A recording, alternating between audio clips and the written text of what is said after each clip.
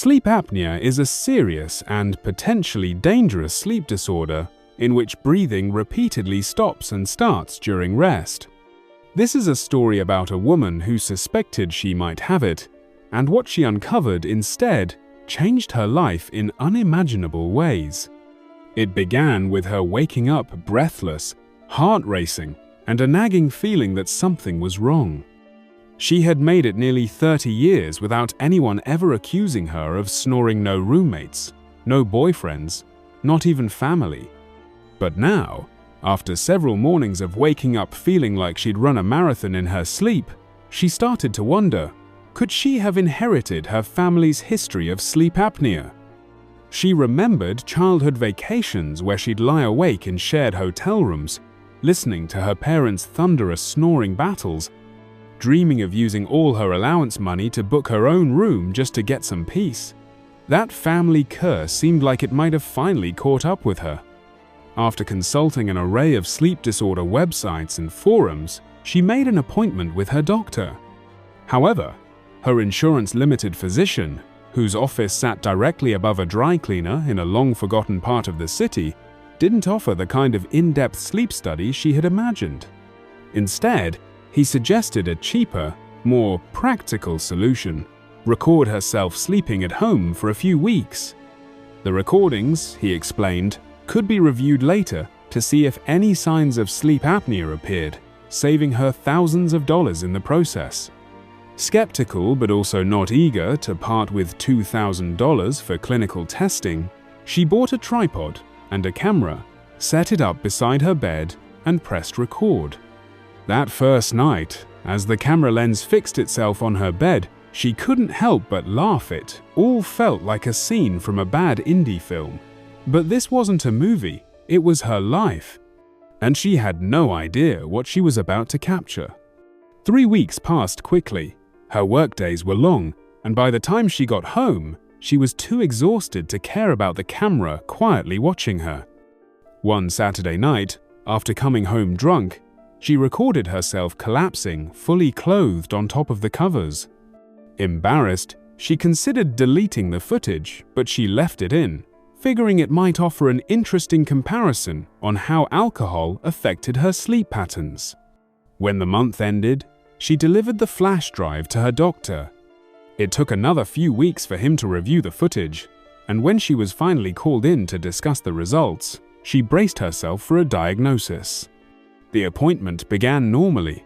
Her doctor smiled and told her that, thankfully, he hadn't observed signs of sleep apnea: no gasping, no choking, no breathing disruptions.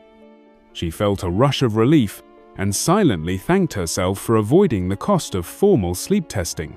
But then, just as she was about to leave, her doctor mentioned something odd. The only noticeable disruptions in her sleep, he said, occurred when your boyfriend would come in and out of bed. Confused, she laughed and corrected him. She didn't have a boyfriend. Perhaps he had reviewed the wrong footage. He inserted the flash drive to confirm. On screen, she watched herself crawl into bed, alone, just as she remembered. But then, roughly an hour into the recording, a shadow appeared on camera. A tall, gaunt man with long black hair and clothes that blended into the dark quietly stepped into frame. Without making a sound, he lay down on top of the covers beside her, folded his arms over his chest, and stared up at the ceiling. He never touched her, never spoke, just lay there, unmoving, until sunrise, then left. Shock pulsed through her like electricity. She recoiled in her chair and swore, barely believing what she had seen. How had she never woken up? Her doctor, equally disturbed, could only offer that she was perhaps the deepest sleeper he'd ever evaluated just before she ran to the trash can and vomited. Every night on the tape followed the same chilling routine. She'd go to bed alone, and roughly an hour later, the man would silently slip into the room, lie beside her, and leave before dawn. There was never any sign of aggression, violence, or sexual intent, and somehow that made it all worse. It wasn't about hurting her, it was something else, something she couldn't begin to understand. She took the footage to the police. Their response was underwhelming. Because there had been no physical harm, no stolen property, and no confirmed identity, they told her there wasn't much they could do. Her nights turned to hell. She never returned to her apartment. Her father and brother retrieved her belongings while she moved back into her childhood bedroom 15 miles away. Even with a German Shepherd guarding her door and a high-tech home security system installed, sleep became a distant memory. She'd get a few hours here and there, but mostly she tossed and turned, haunted by what she'd seen. Her work performance crumbled, her social life vanished, and dating was entirely off the table. How could she trust anyone? Eventually, she made the hardest choice: to leave. Her job offered her a transfer to their Atlanta headquarters, and she jumped at the chance. A fresh start, a new city. She moved in with her cousin Felicia, who was determined to help her rebuild her life. Slowly, it worked. Atlanta gave her distance, anonymity, and a fragile sense of safety. The LAPD hadn't solved her case, but just before her move, they shared one grim discovery. The man had likely entered her apartment using a credit card to jimmy the lock. It was a trick she herself had used once, years ago, when locked out. She'd never realized how easily her home could be breached or that someone might have watched her do it.